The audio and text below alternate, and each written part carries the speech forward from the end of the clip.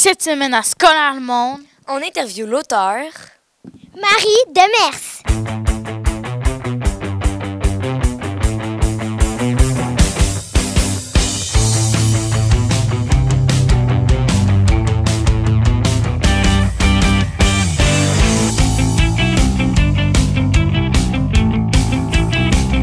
Marie Demers est une jeune auteure dynamique et un peu farfelue. Elle écrit des histoires drôles, mais qui abordent des thèmes importants et sensibles. Elle croit qu'on peut parler de tout aux enfants. Il suffit seulement de trouver la manière. Sa mère, Dominique Demers, est née à Hawkesbury, tout près d'ici. Sa mère est une auteure, elle aussi. Elle est très connue pour avoir écrit les histoires de Mademoiselle C. Marie Demers a écrit 3 romans pour adultes, mais elle en a aussi beaucoup écrit pour les jeunes, dont Presque parfaite et presque comique. Presque jalouse et presque parent. 3 petits loups. Zoé, détective de l'amour. C'est moi qui décide. ou encore un journal d'époque, on écoute l'entrevue.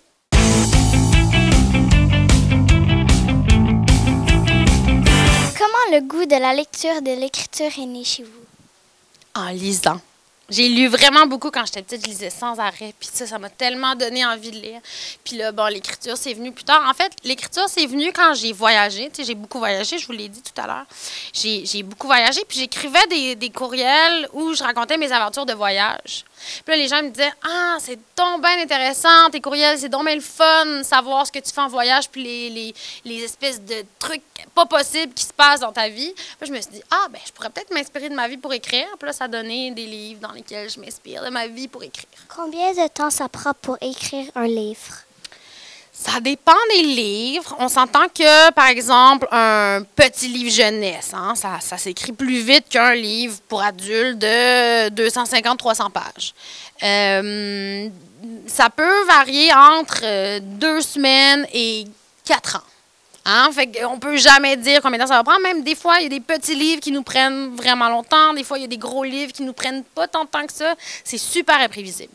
Quel type de livre aimez-vous lire lorsque vous étiez jeune? Moi, j'aimais tout lire. J'aimais vraiment tout, là. J'avais pas de critères, j'avais rien que j'aimais plus lire que d'autres. Puis même encore maintenant, je lis pas mal de tout, là. Tu sais, moi, des fois, je lis des livres d'horreur, je lis encore de la littérature jeunesse, je lis des romans d'amour, je lis des romans réalistes, je lis plein d'affaires, je lis de tout. Quel est le plus beau compliment qu'on peut vous faire concernant vos livres? Me dire que ça les a touchés. Quelle influence votre mère a-t-elle eue sur vous pour votre métier? Bien, ma mère, là, c'était une super bonne conteuse. Puis je sais pas si vos parents vous ont raconté des histoires quand vous étiez petit, mais moi, ma mère, elle me racontait beaucoup d'histoires. Elle était super bonne pour prendre des voix, là, quand il y avait un cochon, elle prenait une voix spéciale pour un cochon quand elle voyait. Je dis, bon, un monstre, elle prenait une voix de monstre. C'était vraiment le fun, écouter ces histoires. Avec le temps, ça m'a, je pense, donné envie de raconter mes propres histoires. Quel conseil donneriez-vous à un jeune qui voudrait écrire des livres plus tard? D'écrire sans arrêt, de lire beaucoup, puis de ne pas vouloir faire beaucoup d'argent. Quel genre d'histoire aimez-vous raconter? Moi, je fais beaucoup quelque chose qui s'appelle l'autofiction. Hein? Auto comme je, moi. Donc, je fais de la fiction de moi. C'est-à-dire que je prends des choses qui me sont arrivées, je les modifie un peu, je me prends comme en personnage aussi pour raconter différemment ma vie, disons. Puis ça m'aide à mieux vivre ce qui s'est passé, des moments difficiles, ou ça m'aide à juste mettre en scène des choses que tout le monde vit un peu, puis qui se reconnaissent dans ce que moi je vis. Quels sont vos futurs projets? Mais là, je suis en train d'écrire le prochain conte culotté. Ça s'appelle La rebelle au bois bruyant. Donc, je refais La belle au bois dormant. Et c'est une petite fille qui a un problème de hyperactivité. Elle a un trouble d'inattention et d'hyperactivité. Et elle vit avec ça, puis c'est très difficile. Sinon, moi, j'écris en ce moment une trilogie pour adultes, c'est-à-dire 3 livres. J'ai écrit le premier, je suis rendue à écrire le deuxième. Le premier s'appelait Leslie et Coco. Le deuxième s'appelle Leslie. Le troisième s'appelle Coco. Là, je suis en train d'écrire Leslie. Qu'est-ce qui fait qu'une histoire est bonne selon vous? Je pense qu'il y a comme il faut que l'histoire soit bonne en tant que telle. Il faut que ça soit une histoire assez enlevante, bien racontée, avec des péripéties. Après, il faut aussi que ça soit bien écrit. Hein? C'est-à-dire qu'il faut que les mots soient recherchés, le vocabulaire, il faut que la structure de l'histoire soit bonne aussi. C'est-à-dire que on ait envie de continuer, hein? On ne puisse pas arrêter, là, on soit comme addict un peu. Fait que je pense qu'il y a de ça. Puis je pense qu'il faut écrire avec notre cœur. Hein? Il faut écrire avec qui on est. Il faut comme être authentique quand on écrit. Je pense que c'est ça qui fait des bonnes histoires. Est-ce que Marie la chipie, c'est toi? C'est moi quand j'étais petite, mais c'est moi réinventé par ma mère. Hein? Mais est-ce que je suis une chipie? La réponse est oui. Est-ce que ça vous tenterait d'écrire une histoire sur votre mère pour vous revenger? Ça pourrait s'appeler Dominique la panique? Ouais, pourquoi pas? Ben, j'ai déjà écrit une histoire pour adultes qui parle de ma mère un peu. Mais ça serait drôle de faire une histoire pour enfants. En effet, c'est une super bonne idée que vous me donnez, là. Tiens, Dominique la panique s'en vient bientôt.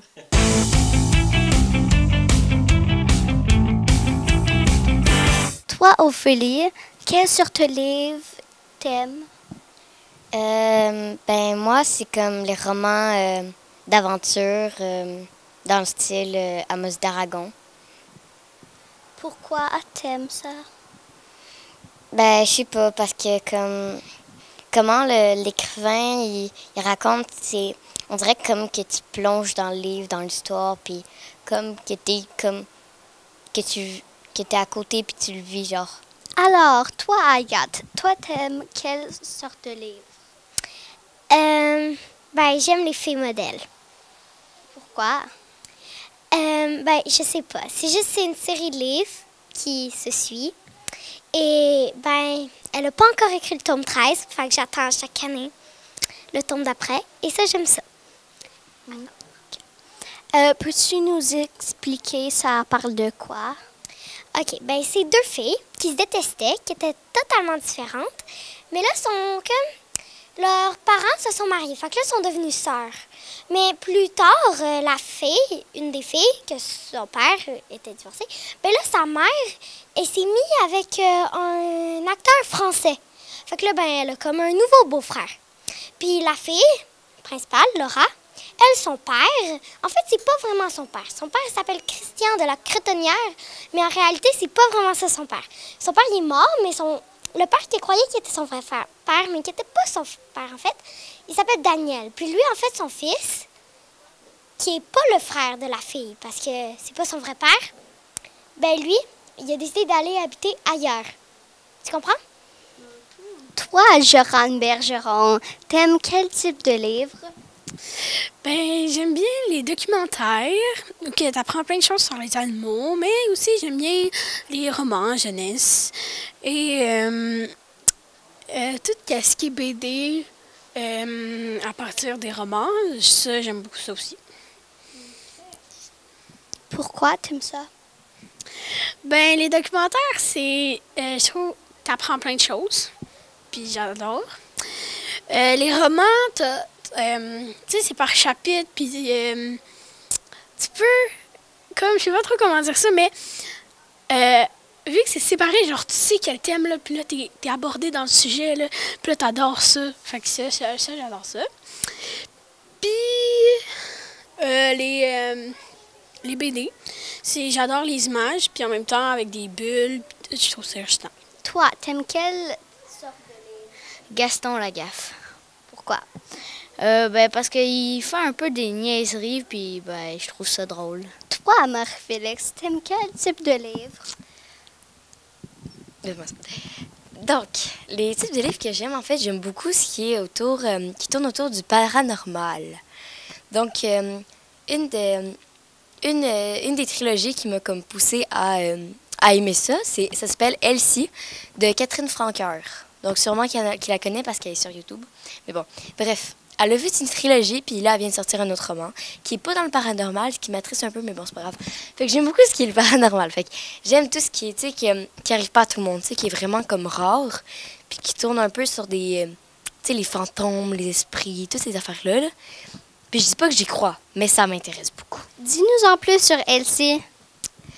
Elsie, comme je vous ai dit tout à l'heure, c'est une histoire de paranormal fait par Catherine Franqueur. Donc, Elsie, en fait, elle vient d'emménager dans une nouvelle ville. Et là, elle a une voisine qui est assez vieille, puis ça devient comme sa meilleure amie. Puis là, elle grandit, puis elle va jusqu'à avoir 17 ans. Et là, sa voisine qui est assez vieille, là, elle la prend comme sa grand-mère, et elle décède. Donc elle va essayer de la contacter à travers un jeu de Ouija, je pense que ça se prononce comme ça. Fait que là, elle va essayer de discuter avec elle, de communiquer avec les esprits, puis elle finit par tomber sur un mauvais esprit. Toi, Marca, t'aimes quel type de livre? Adèle. Pourquoi? Parce que j'aime beaucoup les bandes dessinées, puis c'est une bande dessinée. Pourquoi t'aimes les bandes dessinées? C'est pas trop compliqué à lire, puis c'est ça. Peux-tu nous parler de Adèle un petit peu? C'est quelques histoires. À chaque page, il y a une histoire différente. Mettons, dans une histoire, il peut parler de Saint-Valentin, puis l'autre page, il peut parler d'Halloween. OK. Toi, Olivier, t'aimes quel type de livre? Lucky Luke, plus comme un petit peu aventure, mais pas trop de texte, c'est plus comme un petit peu drôle, des livres de blagues, Garfield, puis tout. Puis c'est à peu près ça. Là. J'aime beaucoup d'autres livres, là, comme les Marsupilami, puis les trucs de même, là. Pourquoi t'aimes ce genre de livre? Comme je l'ai dit, j'aime bien les livres qui ont de l'humour dedans. J'aime bien l'humour, moi, humoriste professionnel. Non, mais j'aime ça comme quand c'est comme une aventure qui raconte, puis que c'est un petit peu humoristique, mais en même temps un petit peu sérieux, puis c'est drôle, puis souvent, comme il y a des bonhommes, puis comme des fois, ça me dérange pas qu'il y ait beaucoup de texte, tant qu'il y ait des bonnes images, puis quand c'est bon. Puis moi, j'aime vraiment ça. Comme un petit peu les livres aussi, il y a des livres de blagues. Moi, j'aime ça, comme rire. Puis j'aime bien comme voir des nouvelles choses, puis voir comment ça se passait dans le temps, parce que Lucky Luke, c'est dans le temps. Okay. Je me rappelle plus quelle année, mais c'est ça. Ah, puis j'aime aussi Astérix, c'est mon livre quasiment préféré. J'aime vraiment Astérix parce que j'aime vraiment le genre de ce livre-là. OK. Merci. Toi, Esteban, t'aimes quel type de livre? J'aime bien les bandes dessinées parce que c'est quand même... Ouais, c'est pas juste que j'aime bien ça, c'est mon livre, c'est mes genres de livres préférés. Parce que j'aime ça, parce que c'est comme une aventure, parce que tu le vis, parce que tu vois, il y a comme... à chaque cube, il y a comme quelque chose qui arrive. Puis j'aime ça parce que j'aime aussi la manière que c'est dessiné. Puis souvent, c'est drôle, ils mettent des blagues dedans, puis ça nous met plus dans l'histoire, puis c'est... J'aime bien ce genre de livre-là, mais il y a genre, mettons, l'agent Jean, Garfield, plein de... Tu sais, des bandes dessinées, il y en a plein. Okay. Peux-tu me nommer un titre de ton livre préféré? C'est quand même dur parce que je varie beaucoup. Mais j'aime bien, mettons... Je sais pas, les agents Jean, j'ai commencé à regarder ça il y a pas longtemps, puis j'aime vraiment beaucoup ça. Toi, Gabriel, t'aimes quel type de livre? Les documentaires animaliers. Pourquoi? Parce que ça m'informe sur les animaux. Et t'aimes les animaux? Ouais. Quelle sorte d'animal? Féroce. Merci. Alors, toi, Évangeline, t'aimes quelle sorte de livre? Ça dépend du jour. Des fois, j'aime les bandes dessinées, des fois, j'aime les romans. Je dirais plus les bandes dessinées, vu que j'aime quelque chose qui est quand même simple, mais qui est un très bon livre. Mais j'aime aussi les romans, vu que ça peut être très intéressant et très amusant à lire. Alors, pourquoi c'est amusant? Parce que je trouve que si c'est genre une aventure et c'est genre très excitant et tu te sens comme tu es dans l'histoire et il y a beaucoup d'action, c'est très le fun. Alors, j'aime ça, ouais.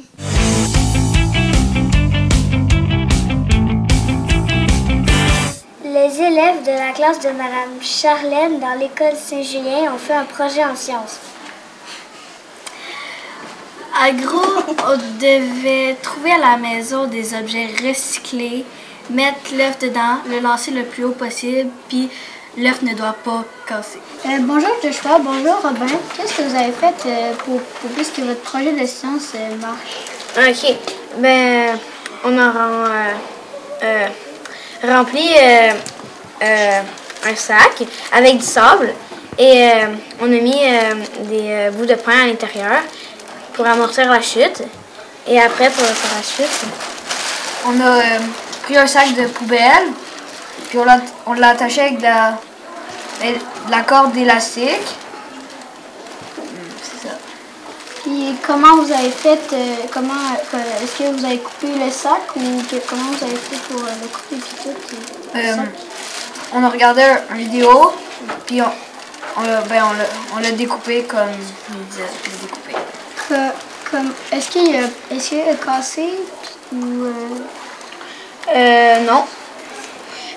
Si je comprends bien, pour le truc, vous avez pris un escabeau, puis là, vous avez lancé, puis si vous gagnez ça, ben là, vous pouvez aller à la finale. Est-ce que c'est bien ça? Alors, c'était quoi la dernière épreuve, finalement? C'était dans le fond, on allait dans la classe de Madame Valérie et on le lançait. De la combienième étage? 3e. OK. Puis, comment vous avez fait votre truc puis comment vous avez fait pour qu'ils survivent? Ben dans le fond, c'est comme une boîte gonflable, pas mal. Puis, il y a du papier de soie, il y a de la paille, puis l'œuf est dedans, puis il y a encore du papier de soie. OK. Puis, y a-tu survécu? Oui, il a survécu et grâce à ça, ben, on est les grandes championnes. Ah. Bonjour Clarisse, bonjour Maya. Comment vous avez fait votre projet? Ben, on a entouré l'œuf de 2 couches de papier bulle. Après, on l'a mis dans une boîte en styromousse. Après, on l'a mis dans un sac en plastique, puis dans une boîte.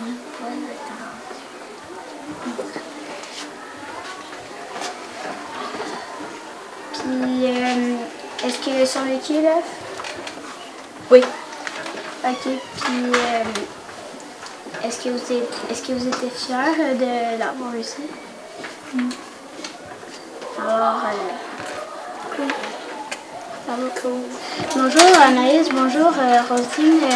Est-ce que vous pouvez m'expliquer comment vous avez fait votre truc pour votre œuf? Ah non, c'est Rosine qui commence. Bon, ben, ce qu'on a fait, c'est qu'on a pris un rouleau de Scott Towel. On l'a mis comme dans le fond des mouchoirs. On a mis l'œuf. Après, on l'a recouvert de tape en haut puis en bas, pour pas que ça tombe. OK. Puis, y a-t-il survécu? Non. Ah, dommage. Bonjour Lily et Malik. Comment vous avez fait votre truc puisque l'œuf survit? On a pris le tuto, on a pris de la laine, puis on a fait comme un parachute. On a mis l'œuf dans le chandail, puis on a mis du tape pour le couvrir. Est-ce qu'il a survécu? Non. Ben, il a eu la première essai, ben après ça, il a mouru. Ah. Et est-ce que vous avez aimé cette activité? Ouais. Oui, c'était le fun. Alors, qui a pensé à l'idée? Qui a pensé à l'idée? Ben, c'est pas mal toute notre équipe. Ben, il y a un membre de l'équipe qui est pas là. Puis, ben, il est pas là. Bonjour Eliade, bonjour Bastien, bonjour Lucia. Comment est fait votre dispositif? Ben, nous, on a pris genre des morceaux de carton, on les a collés ensemble, puis ça fait une espèce de boîte. On a collé 2 autres cartons dans son côté, puis là, ça l'a comme ça, genre, il y a pris puis on a mis On a mis des éponges dans l'espèce de boîte. On l'a collé avec la colle chaude. Puis après ça, on a pris un parachute. Comme ça, au moins, ça fait ça. Alors, comment était fait votre parachute? Avec un sac en plastique. D'accord. Et est-ce qu'il a survécu? Non. Du plafond, là. Oui, du plafond. Comment ça va flotter peut-être? J'ai peur. Vas-y. Lance le plafond. J'ai peur. J'ai tellement peur. Ça compte pas, c'est que là. Oh! Allez, 5 et 6, restez ici!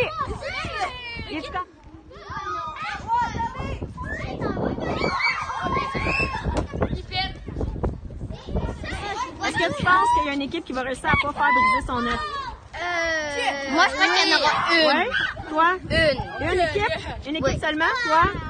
Est-ce que tu penses qu'il y a une équipe qui va réussir à pas faire briser son œuf? Un œuf Ouais? qui explose. Deux équipes?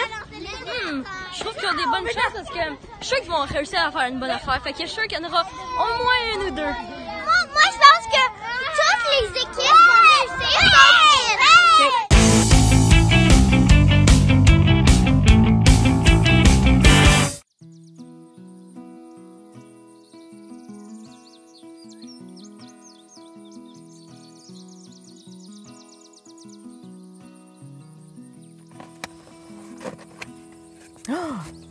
Wow, c'est donc bien beau!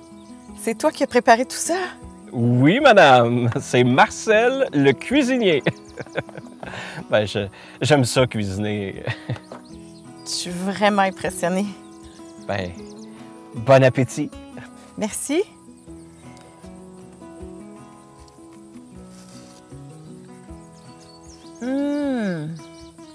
Ça fait du bien de pas avoir à cuisiner. C'est vraiment bon. Merci. Ça fait du bien de sortir un peu. Ça fait longtemps que j'attendais ce moment-là. Hey, moi aussi, ça fait longtemps que j'attendais ce moment-là. En tout cas, je suis vraiment content que tu aies accepté mon invitation. Je suis vraiment contente que tu m'aies invitée. C'est différent ici, hein? C'est spécial, mais c'est vraiment bien. C'est le fun, les pique-niques dans l'auto.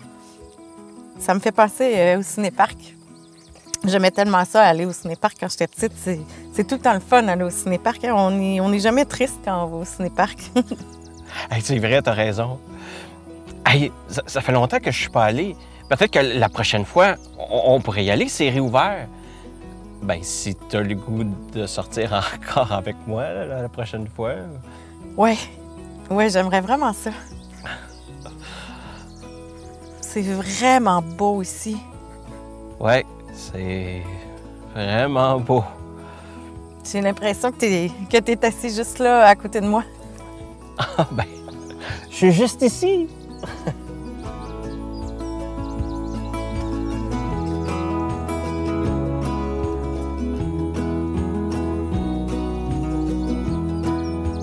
Vivre au temps de la COVID-19, c'est nouveau pour tout le monde. Pour vous informer et trouver réponse à vos questions, faites comme Marcel et moi et visitez le site québec.ca/coronavirus.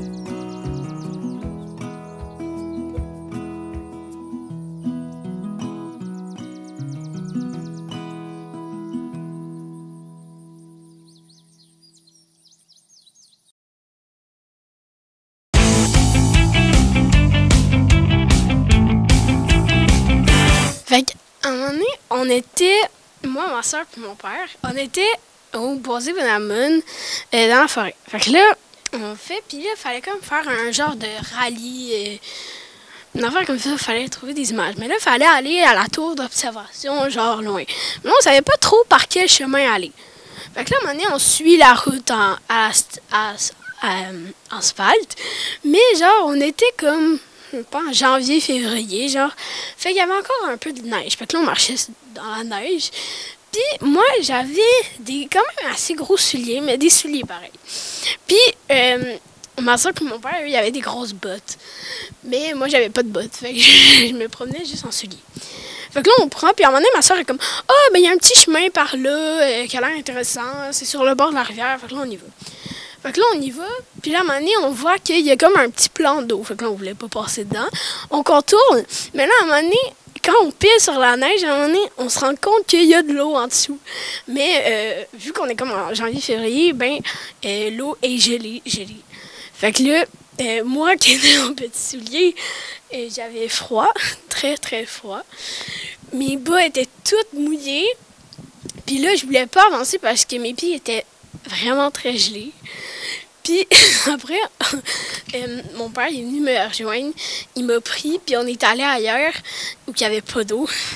Puis je me suis assise sur un tronc d'arbre. Puis là, j'ai enlevé mes souliers. Je pense qu'il y a toute une vague d'eau gelante qui a sorti de mon soulier.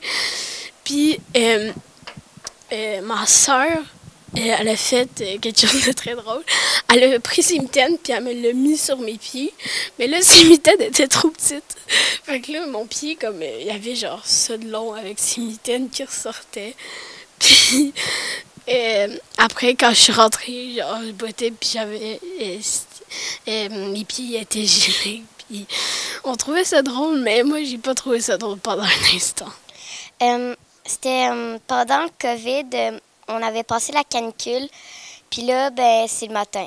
Mon père veut se faire des toasts au brie, mais le brie, il était resté dans notre placard pendant toute la pandémie puis la canicule. Fait que là, mon père, il se fait une toast, tout. Puis là, il arrive, il se l'apporte vers sa bouche, et là, moi, je crie « Papa, papa, il y a quelque chose qui bouge sur ta toast! » Là, il regarde, puis là, il voit qu'il y avait des verres blancs dessus. Fait que, ben, c'est cette fois-là que j'ai sauvé mon père. Donc, mon histoire s'est passée quand j'avais 7 ans. On était dehors. On était en après-midi. On jouait aux épées en mousse. Mon frère était un peu allé trop rough. Parce que mon père fait des armes en mousse. Fait que des fois, à un moment donné, il a fait une hallebarde, une grosse arme. Puis il a fait un bouclier. Fait que mon frère l'a utilisé, les deux ensemble. Les deux sont super lourds, fait que ça va un peu mal. Mais ça peut te faire voler. Fait que mon frère m'a fait envoler. J'ai essayé de m'enfuir. Il m'a fait envoler sur un gros truc de ciment. Ça m'a tout fait ça ici. Ça m'a tout ouvert là. Puis on est allé à l'hôpital. Ben, en fait, je suis paniqué à terre. Je voyais rien. Il y avait trop de sang. Puis mon frère est parti avertir ma mère. On est allé à l'hôpital.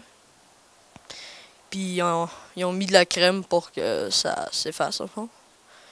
Puis à ce temps, j'ai une cicatrice qui va marquer ma vie à cause de ce moment-là.